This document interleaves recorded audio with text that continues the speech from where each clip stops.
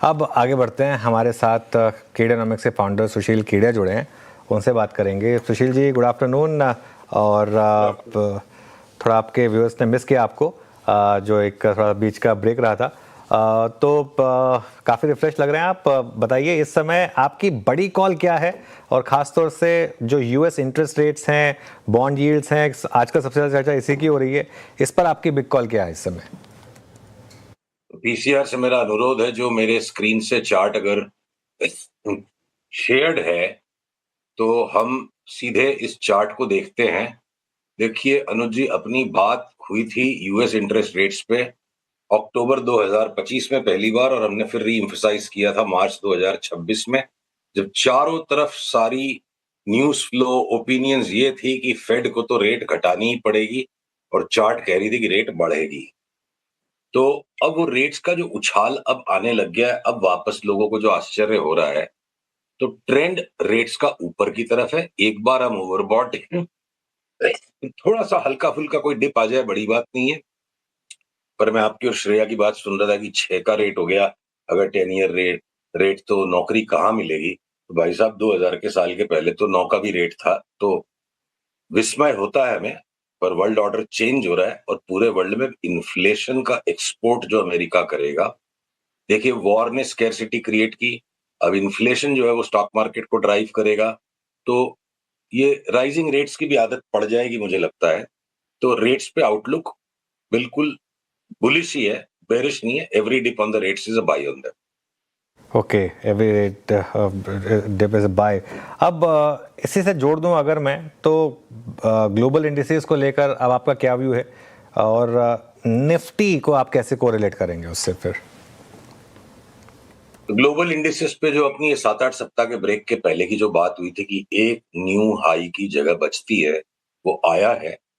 और लास्ट 3-4 दिन में भी जो डिप्सा उसमें बना है, देखिए 3 महीने 4 महीने के टाइम होराइजन पर देखें तो ग्लोबल इंडिसेस थोड़ी सी वरीसम लगती है कि एक्सट्रीम ओवरबॉट है। और ये एक्सट्रीम ओवरबॉट मार्केट भी इट कीप्स ऑन ग्राइंडिंग। तो अगर मैंने बिल्कुल इंट्राडे लेवल की चार्ट्स को आज सवेरे सवेरे उठ के देखा, तो अभी भी अगले 2-5-7 दिन में वापस indices, global indices new high मारे, maybe this time led by DAX. तो मुझे कोई आश्चर्य नहीं होगा। निफ्टी के साथ इसका जो कोरिलेशन है थोड़ा सा विचित्र है। देखिए, बाकी के विश्व के जो बाजार नई ऊंचाइयों को चूमते गए, निफ्टी नाराज सी होके साइडवेज सी पड़ी रही। तो लगता है निफ्टी एक कैचअप एक्ट कर सकता है, ये संभावना बनी रहेगी कि ग्लोबल मार्केट्स में अगले 10-15 दिन में एक पीक आउट होकर करेक्शन भी आए, तो जो निफ्टी चला ही नहीं है वो निफ्टी हो सकता है आउट ऑफ फेस चल जाए। घटते ग्लोबल मार्केट्स में निफ्टी घटना है, और बढ़ते ग्लोबल मार्केट्स में भी निफ्टी घटना है, दोनों बातें नहीं हो सकती। तो मैं निफ्टी को थोड़ा अलग लेके चल रहा हूँ।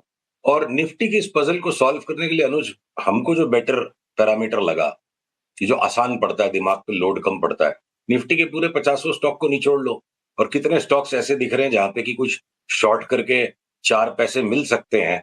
तो वैसे 2-5 ही स्टॉक है, घूम फिर के बाकी सारे लेने के लायक ही है। तो इसलिए अगर इस सवाल का कोई अच्छा जवाब नहीं मिलता कि मंदी लग रही है अगर ग्लोबल मार्केट में, तो निफ्टी में से क्या बेचोगे?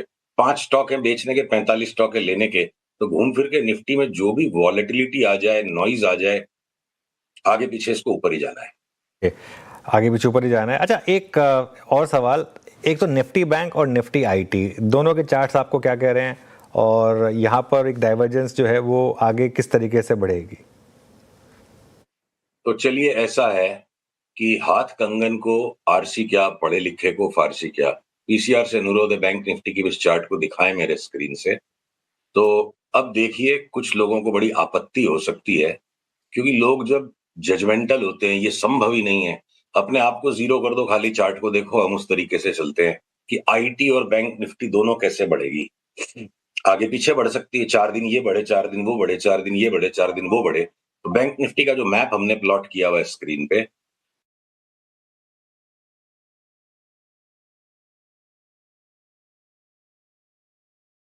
तो सुशील जी शायद म्यूट हो गया गलती से, उसको ठीक करें प्लीज। हाँ, ये म्यूट का बटन। अब आ रही है आवाज? हाँ। हाँ, तो अगली अगली ये जो चाल अब बैंक निफ्टी की डेवलप होने लगी है, देखिए नीचे के इस भाव से जो एक स्विंग आया, और अब हम उसका करेक्शन करके हायर बॉटम बना चुके हैं। अंतोगत्वा साल के अंत तक, दिवाली नहीं तो क्रिसमस तक, अगर बैंक निफ्टी 65-66 हजार हो जाएगी। ये भविष्यवाणी नहीं है, इसके लिए हमने अपने मन को तैयार किया हुआ है।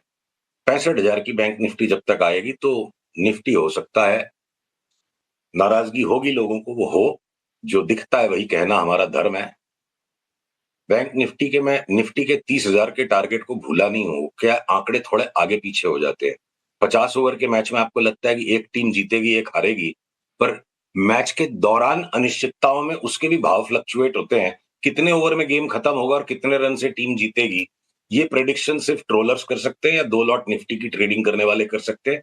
जिनको ठीक से काम करना है वो ये 2-2 रुपए का हिसाब नहीं करते। लार्जर पिक्चर अभी भी वही मेंटेन्ड है, महीना 20 दिन आगे पीछे। 30-32 हजार की निफ्टी, 65 हजार की बैंक निफ्टी। अब दिसंबर में नहीं आएगा तो जनवरी में आ जाएगा। चार्ट अभी तक वही है, इसको बदलने की मुझे कोई आवश्यकता दिख नहीं रही है। ओके, बैंक निफ्टी पर ये व्यू हो गया सुशील जी आपका। अच्छा, मेरा सवाल कुछ स्पेसेस को लेकर है।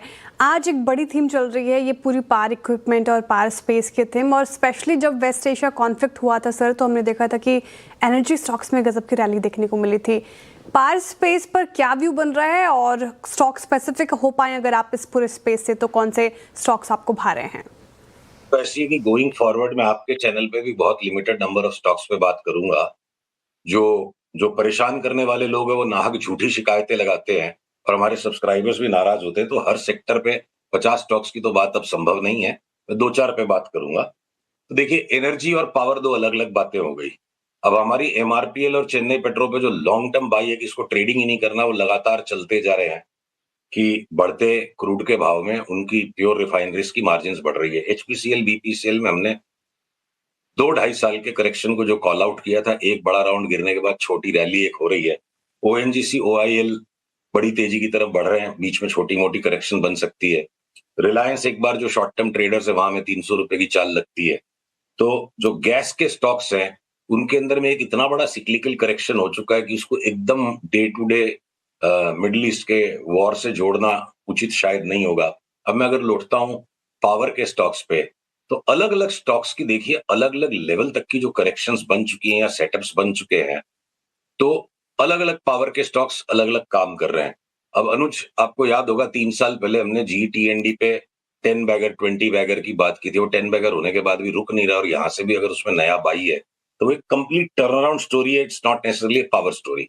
और बाकी के जो पावर के स्टॉक्स हैं जिसमें सीजी पावर पे हमारे यहाँ पे हमारे सब्सक्राइबर्स की बड़ी बाई कॉल है। एक चीज बीच में बोलना जरूरी है, देखिए श्रेया, जितने सारे स्टॉक्स पे हम बात करते हैं, जो डिस्क्लेमर है ना, जो सेबी की रिक्वायरमेंट है, 500 से ज्यादा स्टॉक्स को हम रेगुलरली ट्रैक करते हैं और रेगुलरली हमारे क्लाइंट से डिस्कस करते हैं। तो कोई सा ना कोई सा क्लाइंट किसी न किसी स्टॉक में बड़ी पोजीशन लेके बैठा होगा। तो डिस्क्लेमर बहुत जरूरी है कि अपनी जो टीवी पे वार्ता हो, आपके निवेशक आपके दर्शक अपना अपना ड्यू डिलिजेंस करके काम करें। हम रॉन्ग राइट दोनों हो सकते हैं। तो पावर के स्टॉक्स में ब्रॉडली यहां से अपवर्ड थीम है। सिर्फ 1-2 स्टॉक्स ऐसे हैं जिन पे हमारी चार्ट्स बड़ी नेगेटिव है। एक जैसे टाटा पावर पे हमारी चार्ट नेगेटिव है कि इसको हम कुछ भी हो जाए लेंगे नहीं, और इक्का दुक्का और कोई छोटा मोटा स्टॉक होगा। इन जनरल पावर के स्टॉक्स ठीक लग रहे हैं। अनुज, आपका एक सवाल बाकी रह गया था आईटी पे, और जहां से बात थी कि बैंक निफ्टी और आईटी दोनों कैसे बढ़ेंगे, तो आईटी की सारी चार्ट्स सिंक्रोनाइज हो चुकी है और सारी चार्ट्स करा करा के वही बात कह रही हैं जो एक जमाने पहले वो डायलॉग फेमस हुआ था, बच्चे की जान लोगे क्या। तो यहां से अगर 1800 का 1700 का भाव वापस इंफोसिस लौट जाए, 3200 टीसीएस लौट जाए, और ये एचसीएल टेक और टेक महिंद्रा यहाँ से 70-80% की चाल दे दे और छोटे वाले स्टॉक्स और बड़ी चाल दे दे, इस तरह की चार्ट का सेटअप है। एक बार तो हम उसी व्यू को लेकर के उसी हिसाब से अपने सारे क्लाइंट्स को पोजीशन करा चुके हैं, और बदलाव की जरूरत होगी तो देखेंगे। एआई आ गया तो एआई के मौके भी आएंगे इनको, वो देखेंगे क्या होगा। पर आईटी पे भी बड़ी तेजी, बैंक्स में बड़ी तेजी है।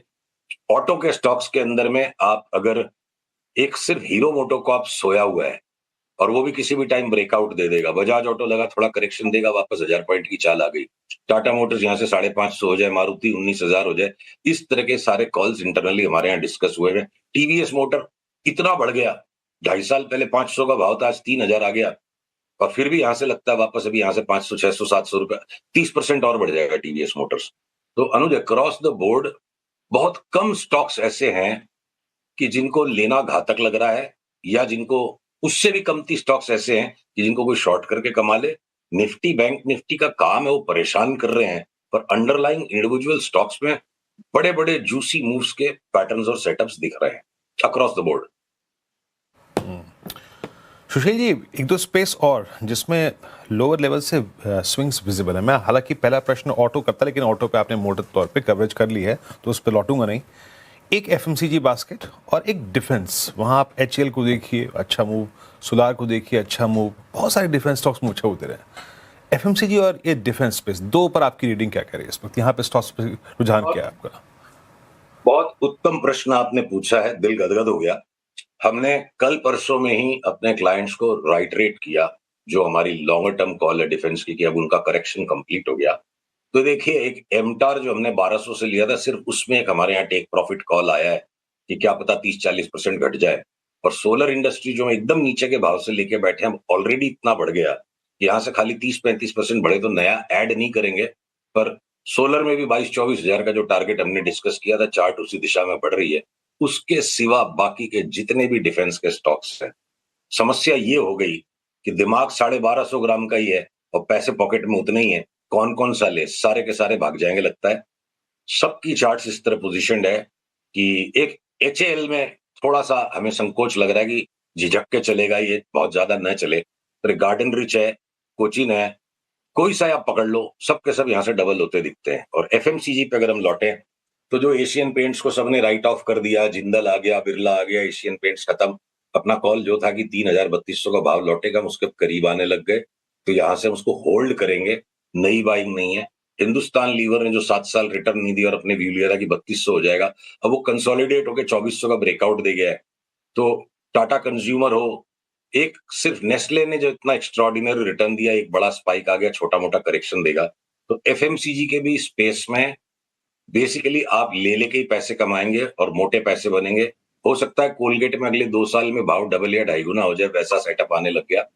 तो अलग अलग टाइम फ्रेम पर अलग अलग साइज की चाल है। अब आईटीसी, जिसको बिल्कुल कूट के रख दिया, राइट ऑफ कर दिया, 480 रुपए की पैकेट हो गई जो 340 की थी, चार्ट के ऊपर में सेटअप ही आ गया। साल भर के धीरज से कोई उठाए, रोज का सट्टा नहीं खेले तो 500 का भाव लगता है, और 2 साल के पर्सपेक्टिव में 700 750 हो गया तो कोई बड़ी बात नहीं लगती है।